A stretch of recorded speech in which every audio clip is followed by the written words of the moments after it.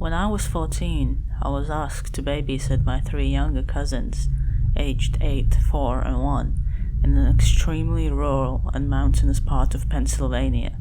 My aunt and uncle had a wedding to go to over an hour away and wouldn't be back until very late. Their house was situated on a steep mountainside. Their back deck had a 15-foot drop onto a rocky hill below leading down to a river. The closest neighbors were about half-mile away. The closest main road was a mile away, and at night there were no lights to be seen anywhere around them. Basically, it was in the middle of nowhere, and you would have to know where you're going to get there. You don't just accidentally end up there. My aunt and uncle left us with some pizza and their telephone number next to their landline. This was the early 2000s and I didn't have a cell phone, but even if I did, I wouldn't get reception there anyway, and headed out. The baby was already asleep. The 4-year-old wasn't feeling well and was quietly watching TV in the living room as he dozed off, and the 8-year-old was playing Guitar Hero with me up on the loft. The loft overlooked the living room to the left, where I could keep an eye on the 4-year-old, and there was a huge window that overlooked the driveway to the right. The road that led to the house ran straight into this forked driveway. It was a dead-end road. The house was as far as you could go. Go to the left driveway, there is a large open carport, and that's where my aunt and uncle and anyone who ever visited parked. The right driveway led down a very short but very steep hill to a large leveled out area and ended against the garage door that opened to the basement of the house. It was never used as a garage, but served as my uncle's man cave and where he spent most of his time.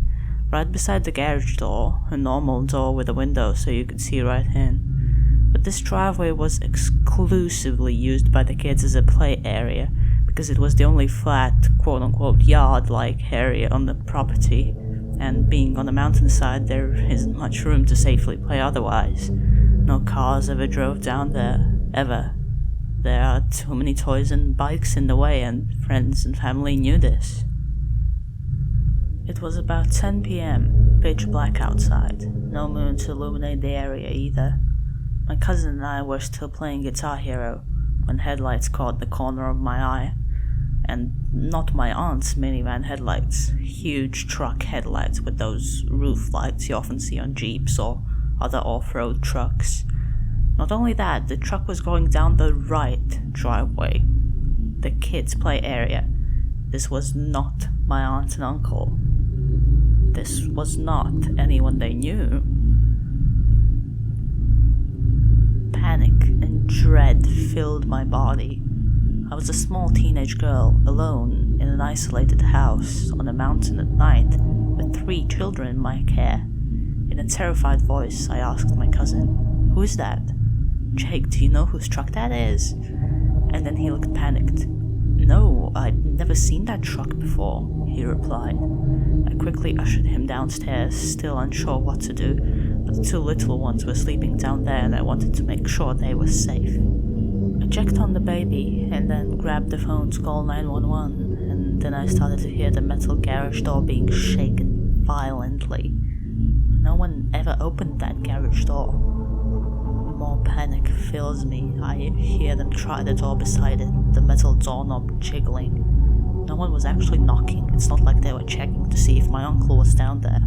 Plus, the lights were out. It was dark down there. They knew no one was down there. They were definitely breaking in. The door leading to the basement steps was right next to the phone, so I could clearly hear all of this going on. I quickly turned the little lock on the doorknob, just in case I did make it into the basement. My heart was practically jumping out of my chest. I'm talking to the 911 dispatcher as my 8-year-old cousin clings to my arm. The operator is calm and trying to call me, but I knew it would be at least 30 minutes until a police officer could get up there, assuming that they didn't get totally lost on this mountainside in the pitch dark. I just kept thinking, we're fucked. We are dead. This is how I die. The operator asked for the number my aunt and uncle left me so she could have another dispatcher call them to let them know the situation. I turned around to grab the paper with the number on it, and to my absolute horror, I see a man peering in the large sliding glass door. A huge, burly, what had to have been a 6'4" man with the long, scraggly red hair and a big, red, bushy beard.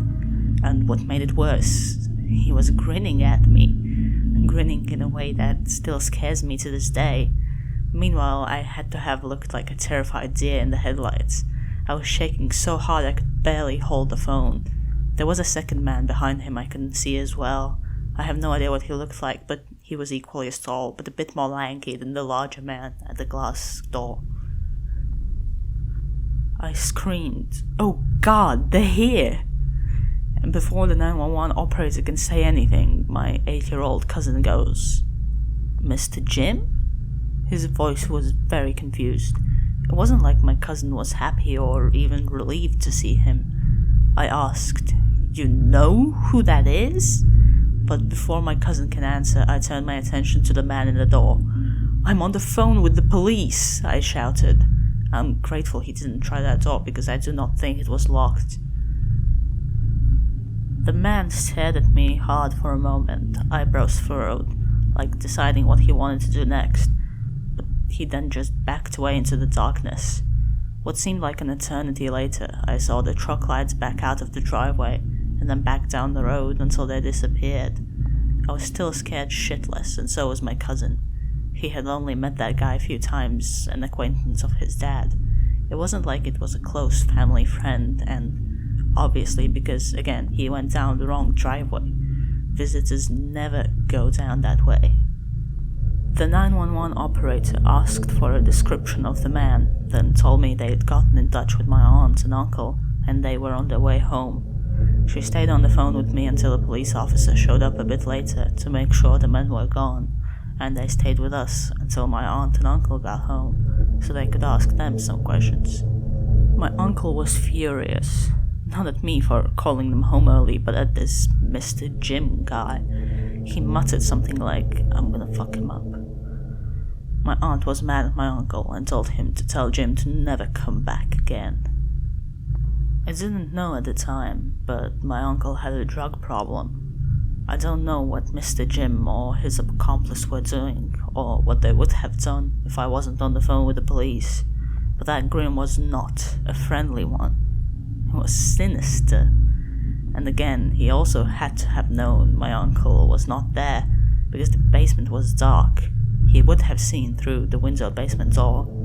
He had also tried lifting the garage door, something not even my uncle did. He intended to break into the basement, that much is clear to me. There's no other explanation. I never did babysit for them again, and I don't think I ever even went back up there, because not long after, my aunt divorced my uncle and moved out.